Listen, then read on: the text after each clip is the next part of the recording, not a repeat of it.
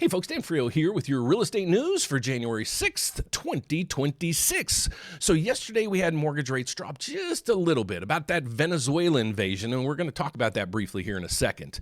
But because there's really no economic news today, I can show you that right through here. On Tuesday, the only news we have is servicing PMI. I thought I'd give you a sneak peek of my 2026 housing forecast. We're going to have a live event today. We're going to take a deep dive into this, but I wanted to scratch the surface to just show you guys the numbers. If you bought in 2023, you might be looking at a refinance. But if not, what should you do? Well, let's get over to today's topic, because if you're here, you're trying to figure out what the heck's going on with those and why. So what I want to start the day with is the economic calendar, and that's what we usually do. But there's really nothing there. So I thought I'd give you a sneak peek to my housing forecast. So here's what it is. I want to go over where home prices have gone and where rates have gone. Those are the two biggest things, and we're going to look at what that would do to your home payments. But then you're going to start adding in some things like taxes and insurance, and that's where that affordability really gets out of hand, and those are the markets you're going to see suffer the most.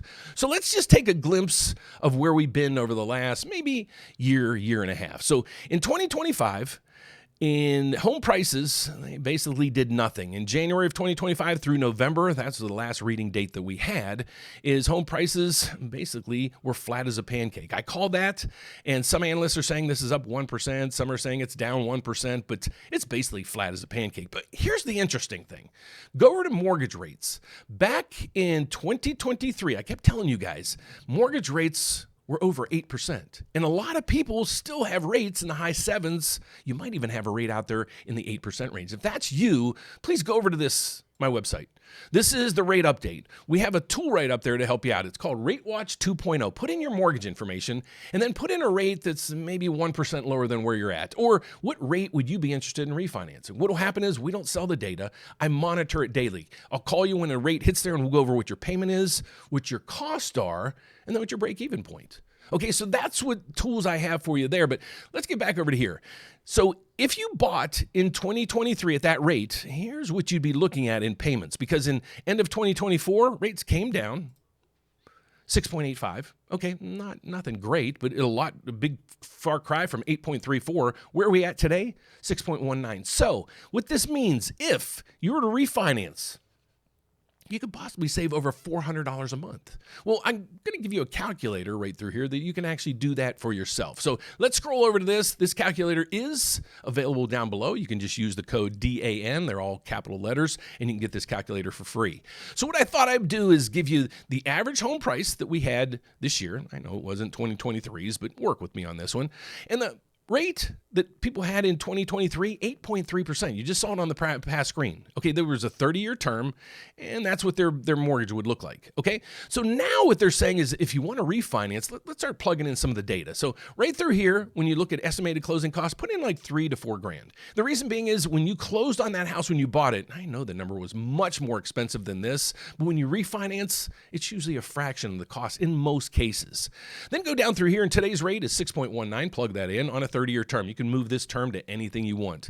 But then here's what I want you to do. Over here, say, okay, within next year, we know rates are coming down. So in the next 12 months, I might be able to get a rate at what, 5.75? Let's see if that works. Okay, so then what you're going to hit is you're going to hit calculate cost to wait. So let's see what this does. Does it make sense to refinance now, or should I wait? What you're going to scroll down is you're going to say, okay, this one's telling me, whoa, I can save $492 a month. But if I wait for that lower rate a year from now, it's going to cost me over $35,000 in interest for waiting. Okay, so that's what these calculators are doing. There's also one down there to help you with home affordability, what kind of programs you can go to, and what's the maximum purchase price you can do in each one of those programs. So please check those out. But the next piece of the puzzle we want to go over through here is the bond market, because if you're here, you're trying to figure out what's going on with mortgage rates. So we know there's really no economic news today. So this thing right through here, the mortgage bond that we follow, probably is going to be flat as a pancake today. And you can see that when you just came in, this was minus 0.05, I think, and now it's minus 0.03. So I don't really think the markets are going to move today. I know the Venezuela thing is all over the mainstream media, but I did a major research on that last night. I don't really think it's going to interrupt the oil markets or the overall markets in general. So this is a worldwide event, but when it comes to interest rates, housing, and the markets, I don't really think we're going to see anything really major there. So basically the bond markets right now are flat. We go over to the equity markets, they're looking pretty flat too. So we got the Dow Jones coming out off of its all-time high. Yes, all-time high. S&P, NASDAQ are all up a little bit. We do have oil, but it's still below $60 a barrel. Now you're starting to understand how oil plays a major role in a lot of these things. Okay, so oil over the next, couple months, maybe next year, they're expecting it might drop to $40 a barrel. If that happens, you will see inflation drop considerably from this. And that's what a lot of people are worried about. They're worried about, like the Federal Reserve, what the employment numbers are going to do and what's inflation going to do. And I come out each day and explain that to you. I don't think inflation is going to really run rampant. I think it's going to uptick in that January effect that I'm going to come out with in my mortgage rate video that's coming out. So remember that, the January effect. You're hearing it here first. And then we have the 10-year Treasury right behind my head is up just a tad. So that means the bond market's just kind of sitting there waiting. Let's see what crypto's doing. This was at $95, I think, yesterday. So this was like $80 not too long ago. So not a bad market that we're seeing so far. So now we go over to the Fed Watch tool. Now the CME, the Chicago Mercantile Exchange, they survey people all over the place. They do options trading and everything else to figure out what the Federal Reserve's most likely going to do at the next few meetings. So if you break this down in 22 days, the Federal Reserve is going to meet. The likelihood of a Federal Reserve rate cut, it's not there. Right through here.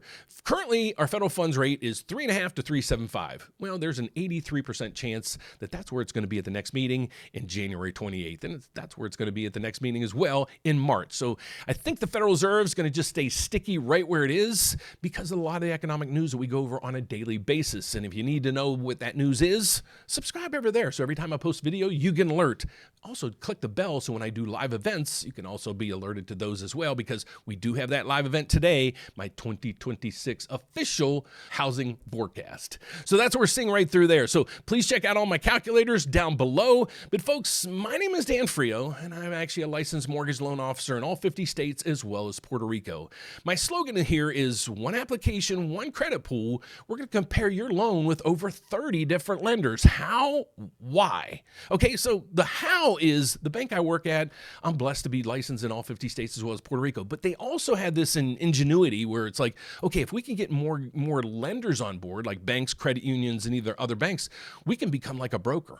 But we're a bank, so even much better because I'm nationwide. So check us out there. If you're a home buyer, we'd love to help you. If you're a homeowner currently, check out the RateWatch 2.0, but make sure you subscribe every day so you can come in here. And if you're a homeowner, you can see, okay, where are mortgage rates? Does it make sense to refinance? Maybe you're a home buyer wanting to kick the tires saying, Dan, can I get qualified? And what would be my payment? Can you help me I don't even really know which program to go with. We can help you with all these and more. So join me each day so I can explain to you guys what the heck's going on with those and why. And hopefully after I do each video, you learn a little bit more on the whys. Thanks for watching, guys. God bless. Have a fantastic morning. I'll see you at the 2 o'clock at my live event to show you what I really think about housing and what markets are going to be good and what markets to avoid in 2026. Thanks for watching. I'll see you at 2. Bye-bye.